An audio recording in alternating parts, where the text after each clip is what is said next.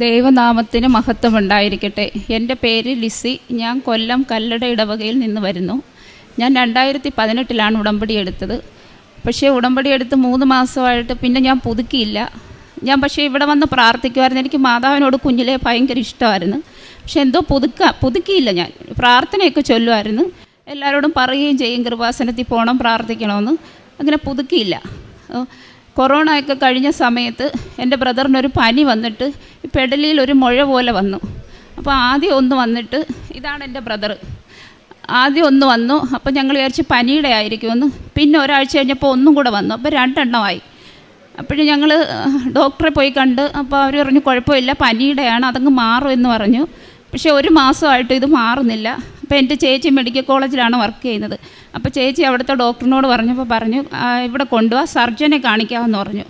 അങ്ങനെ സർജനെ കാണിച്ചപ്പം ഡോക്ടർ പറഞ്ഞു അത് റിമൂവ് ചെയ്ത് കളയണം എന്ന് പറഞ്ഞു.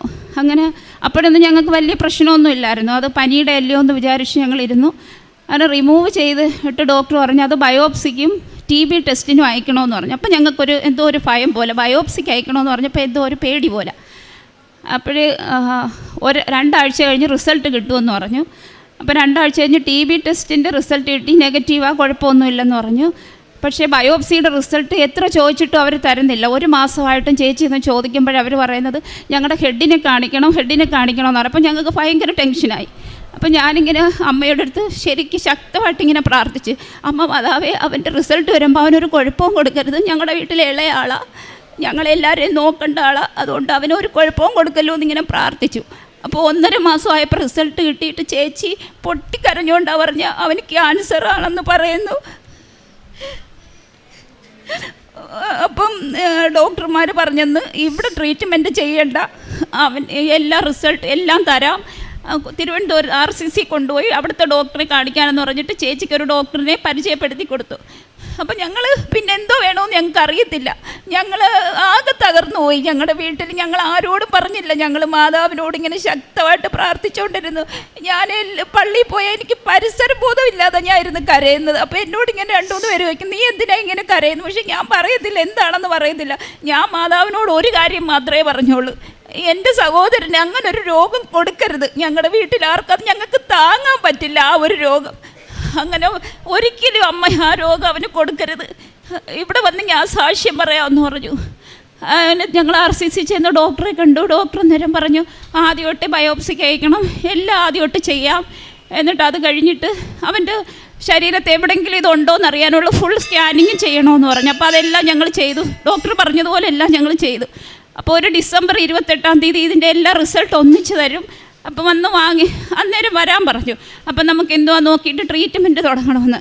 ആ ഡിസംബർ ക്രിസ്മസിൻ്റെ ആ ഒരു സമയം എന്ന് പറഞ്ഞാൽ ഞാൻ ശരിക്കും എന്താ ക്രിസ്മസ്, ആ ഉണ്ണീശോയോട് ഞാൻ ഒരു കാര്യം മാത്രമേ പറഞ്ഞോളൂ, ആ 28-ാം തീയതി റിസൾട്ടിനെ എല്ലാം ഇവന് ഒരു കുഴപ്പവും ഇല്ലെന്ന് പറയണം. ഞങ്ങൾക്ക് അത്രയ്ക്കും താങ്ങാൻ പറ്റുന്നതല്ല. ആ ക്രിസ്മസ് ഒക്കെ എങ്ങനെ പോയെന്ന് പറയണം. ഞങ്ങൾക്ക് പള്ളിയിൽ പോകുമ്പോഴെല്ലാം ഈ ഒരു പ്രാർത്ഥനയുള്ളൂ. ഞങ്ങൾ ആരെടുത്തും പറഞ്ഞില്ല, ഞങ്ങളുടെ വീട്ടിൽ മാത്രം അറിയാം. അപ്പോൾ എൻ്റെ ചേച്ചി പറഞ്ഞു 28-ാം തീയതി നമ്മളെങ്ങനെ ആര് പോകും അവൻ്റെ കൂടെ? അപ്പോൾ അവ എൻ്റെ അടുത്ത് ഓരോ ക്വസ്റ്റ്യൻ ഇങ്ങോട്ട് ചോദിക്കും, എൻ്റെ മുടി പൊഴിഞ്ഞു പോകുമോ, എനിക്ക് എൻ്റെ കൂട്ടുകാരെയൊക്കെ നോക്കാൻ പറ്റുമോ എന്നൊക്കെ ചോദിക്കുമ്പോൾ ഞാൻ തിരിഞ്ഞ് നിന്ന് കരയത്തുള്ളൂ. അപ്പോഴൊക്കെ ഞാൻ മാതാവിനോട് പറയുന്ന ഒരു കാര്യമുള്ളൂ, ആ 28-ാം തീയതി ഒരു ദിവസം ഉണ്ടെങ്കിൽ അവിടെ ചെല്ലുമ്പോൾ ഇവന് ഒരു കുഴപ്പവും ഇല്ലെന്ന് പറയണമെന്ന്.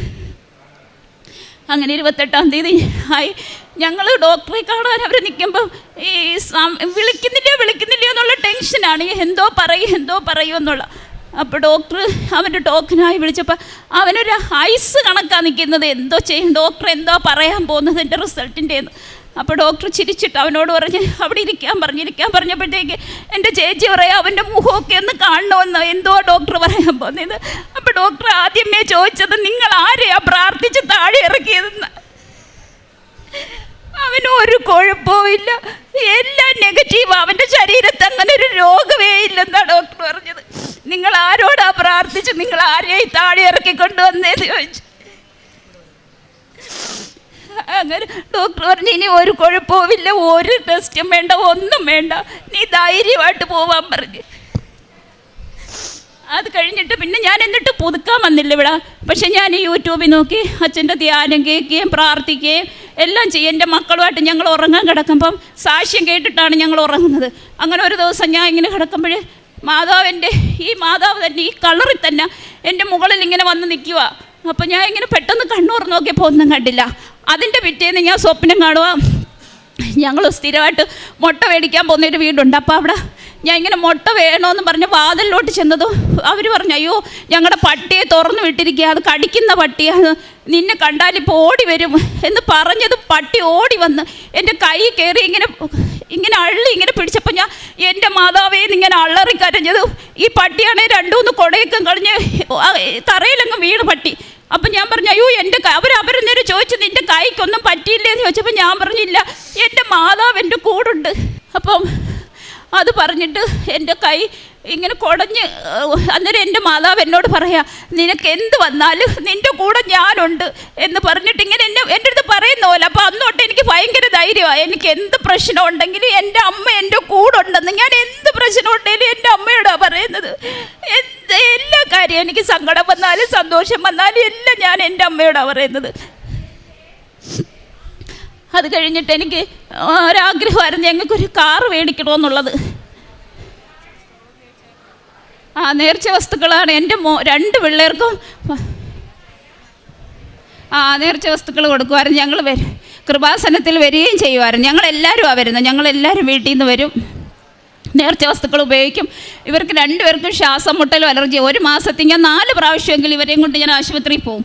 പക്ഷേ ഈ നേർച്ച വസ്തുക്കൾ ഉപയോഗിക്കും. എൻ്റെ മോൻ്റെ പെടലിയിൽ ഇങ്ങനൊരു പനി വരുമ്പോൾ ഇങ്ങനൊരു തടി പോലെ വന്ന് പൊങ്ങും. അപ്പോൾ എനിക്കതൊരു ഭയങ്കര സങ്കടമായിരുന്നു. എനിക്ക് എന്തോ ഭയങ്കര ടെൻഷൻ. ഞാൻ എല്ലാ ആശുപത്രിയിലും കൊണ്ടു നടക്കും. അപ്പോൾ അവരെല്ലാം പറയുന്നത് ഒരു കുഴപ്പമില്ലെന്ന് പറഞ്ഞ് എന്നെ ആശ്വസിപ്പിച്ച് വിടും.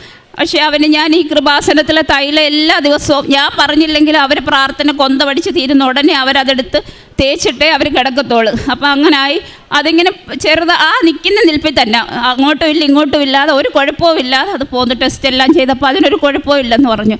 പിന്നെ ഞങ്ങൾക്കൊരു കാറ് വേണം എന്നാഗ്രഹം ഉണ്ടായിരുന്നു. അത് ഒരു പ്രാവശ്യം ഇവിടെ വന്ന് പുതുക്കി കഴിഞ്ഞിട്ട് ഞാനിങ്ങനെ പറഞ്ഞു, മാതാവേ അടുത്ത മാസം വരുമ്പോൾ ഞങ്ങൾക്കൊരു കാറ് തരണം. അടുത്ത മാസം ഞങ്ങൾ ഞങ്ങളുടെ കാറിലാണ് ഇവിടെ വന്നത്.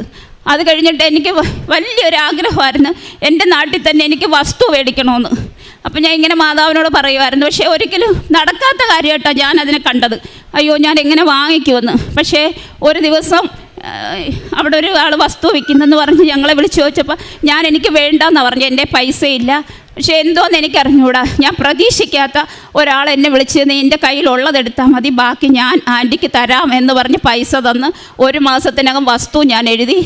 അതേപോലെ ഈ നേർച്ച വസ്തുക്കൾ ഞാൻ രോഗികളാണെന്ന് പറയുന്ന എല്ലാവർക്കും ഞാനിത് കൊടുക്കും. ഞാൻ രോഗികളെ കാണാൻ പോകും. അവർക്ക് ഇവിടുന്ന് വരുമ്പോൾ എല്ലാ മാസവും ഞാൻ നേർച്ച വസ്തുക്കൾ വാങ്ങിച്ചു കൊണ്ട് കൊടുക്കും. പത്രം എൻ്റെ മോനും 2 പേരും ഞങ്ങൾ ഇവിടുന്ന് പോകുന്ന വഴിക്കൊക്കെ ഇറങ്ങി എല്ലായിടവും പത്രം കൊടുക്കും. അപ്പം ചിലവരൊന്നും വാങ്ങിക്കത്തില്ല. Praise the Lord. ആരും എൻ്റെ ദൈവത്തിനെ വേദനിപ്പിക്കരുത്. എല്ലാവരും എൻ്റെ ദൈവത്തിനെ സന്തോഷപ്പെടുത്തുക. പത്രം കൊടുക്കുമ്പോൾ ആരെങ്കിലും വേണ്ടാന്ന് പറഞ്ഞാൽ അവൾക്ക് ഭയങ്കര സങ്കടമാണ്. അവളപ്പോൾ എൻ്റെ അടുത്ത് വന്ന് പറയും, അമ്മേ ആൻറ്റി അല്ലേ അങ്കിള് പറഞ്ഞ് പത്രം വേണ്ട. അപ്പം ഞാൻ പറഞ്ഞ് സാരമില്ല, അവർക്ക് ഇഷ്ടമല്ലാത്തതുകൊണ്ടായിരിക്കും മേടിക്കാത്ത, അതിന് മോള് വിഷമിക്കണ്ടെന്ന് പറയും. എന്നാലും ഞങ്ങൾ എല്ലാ മാസവും പത്രം വാങ്ങിച്ച് ഞങ്ങൾക്ക് കൊടുക്കാൻ പറ്റുന്നിടത്തെല്ലാം ഞങ്ങൾ കൊണ്ടുപോയി കൊടുക്കും.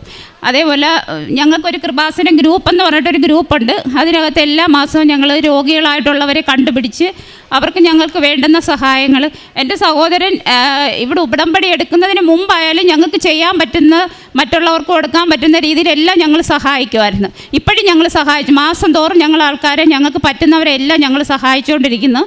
അതേപോലെ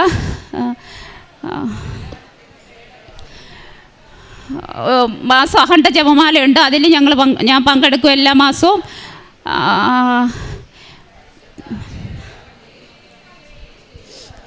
അമ്മ തന്ന എല്ലാ കൃപകൾക്കും കോടാനു നന്ദി. അമ്മയുടെ അടുത്ത് നമ്മൾ എന്ത് ചോദിച്ചാലും അത് ധൈര്യമായിട്ട് ചോദിക്കാം. നമ്മുടെ അമ്മയാണ്, നമ്മളെ ഒരിക്കലും കൈവിടത്തില്ല. നമ്മൾ ചോദിക്കേണ്ട രീതി നമ്മൾ അമ്മയോട് എന്ത് പറഞ്ഞാലും അമ്മ ഈശോയോട് പറഞ്ഞ് നമുക്ക് വാങ്ങിച്ചു തരും. അതെനിക്കറിയാവുന്ന കാര്യം. ഞാൻ എനിക്ക് സന്തോഷമായാലും സങ്കടമായാലും എനിക്ക് ചില കാര്യങ്ങൾ കിട്ടിയില്ല, ഞാൻ അമ്മയോട് തന്നെ പറയാം എനിക്ക് വേണ്ടാത്തതുകൊണ്ട് അമ്മ എനിക്ക് തരാഞ്ഞെന്ന്. അങ്ങനെ പറഞ്ഞ് ഞാൻ പ്രാർത്ഥിക്കാറുണ്ട്. നമ്മൾ അമ്മയോട് എന്ത് ചോദിച്ചാലും അമ്മ തരും. അമ്മ ഈശോയോട് പറയും എൻ്റെ മോൾക്കല്ലേ എൻ്റെ മോൻ അത് ആവശ്യമാണ്, നീ അത് കൊടുക്കണമെന്ന്. അതിന് പ്രാർത്ഥിച്ചാൽ നമുക്ക് എന്തും കിട്ടും. അമ്മയോട് നമുക്ക് എന്തും പറയാം, അമ്മ അത് കേൾക്കും. എനിക്ക് തന്ന എല്ലാ കൃപകൾക്കും കോടാനുകോടി നന്ദി പറഞ്ഞുകൊണ്ട് നിർത്തുന്നു.